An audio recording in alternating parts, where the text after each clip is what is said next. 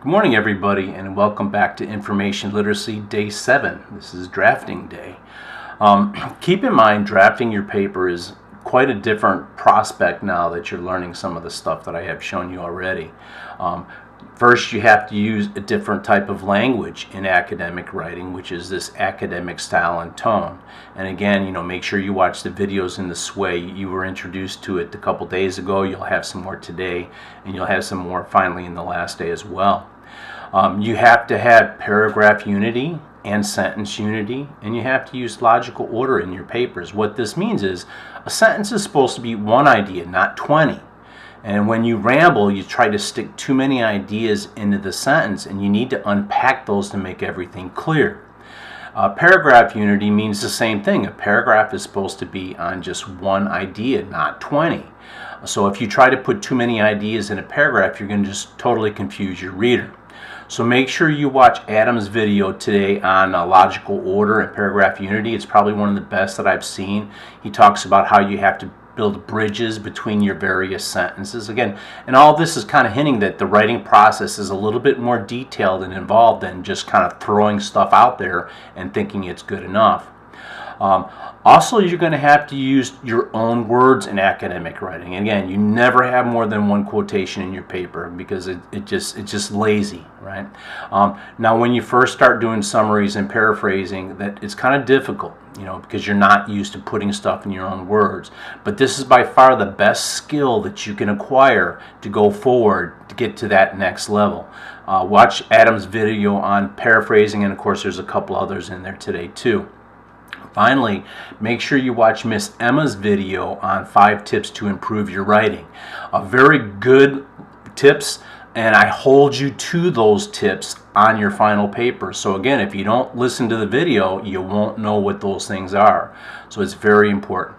The next thing that today is a little bit about is culture matters when it comes to drafting papers and the words that we use and even some of our thought processes.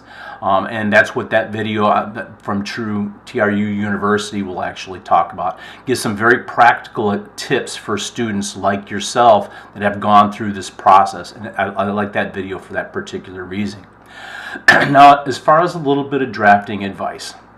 Now, keep in mind, the first thing that you have to check, and this is what day 1, 2, and 3 were really about, is your own attitude and your own perspective on the problem. Because if you have strong feelings, they could lead you astray. So you have to be careful about that. The drafting process is very dynamic, so what you can't expect is that you can just sit there in one sitting and go from beginning to end, because again, you may change your mind as you go through this process. There's nothing wrong with you. That's just the way it works. So remember that change is part of this drafting process, and that's how come we're going to talk a lot about revision tomorrow or the next couple days for day 8, because it's important. What you're learning from all this, at least what I'm hoping that you're learning, is that you got to think beforehand, because people just do not think very well on demand, right? So first, if you remember the various components that are required in your introductory paragraph, right? And this is standard form for academic papers. This is not a me thing. This is what academics are looking for in an introduction.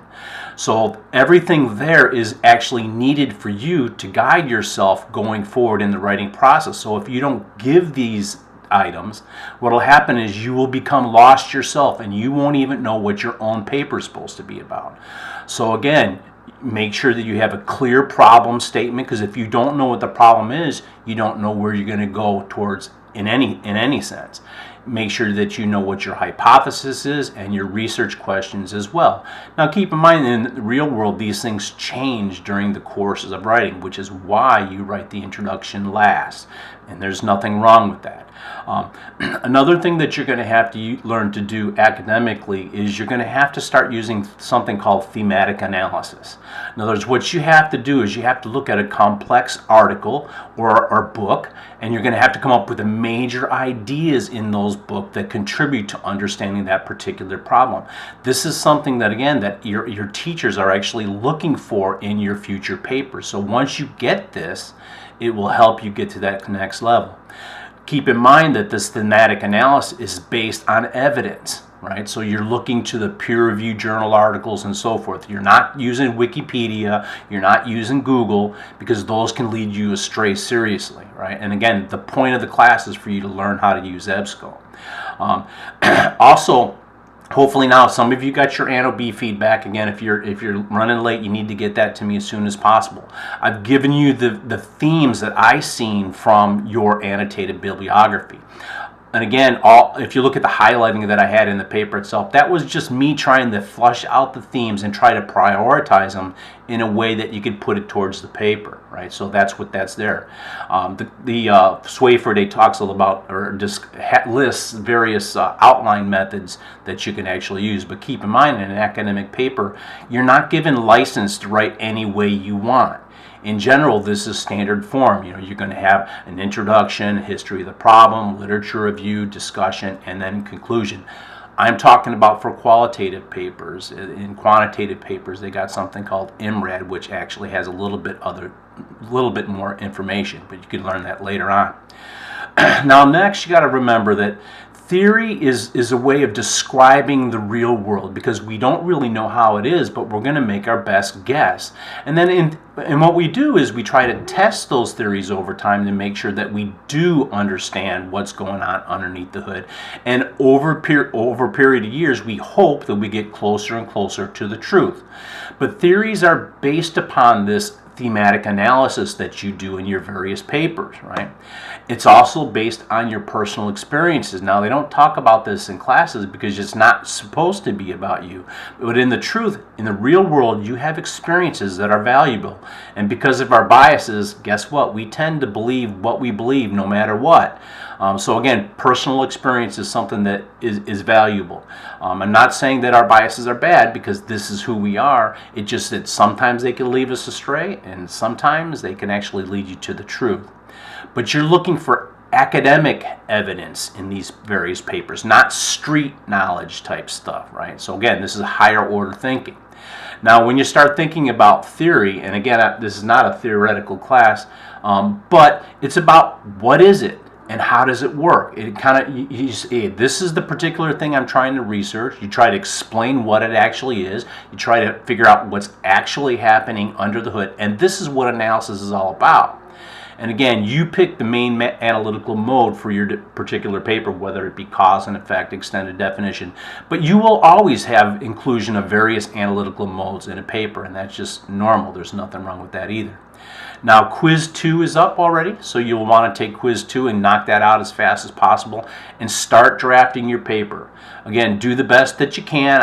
It doesn't have to be 100%, but what I would request is that you at least have one section of your literature review and one section of your discussion, in addition to the intro and history problem and maybe conclusion. Because the more you give to me, the better a job I can do with you giving the feedback. And that will be coming out. That's due on Sunday night. So I hope that you guys are catching up, and I know a couple of you still have to take that first quiz. Make sure you get all this stuff out of the way, because this class is ending next week, so you really got to get everything in the motion. I wish you luck and fortune. If you have any questions, make sure that you email it to me at jameslowtech@gmail.com. And again, I'm pretty good about getting your answers to questions right back to you, because I always have my phone with me. And may the force be with you.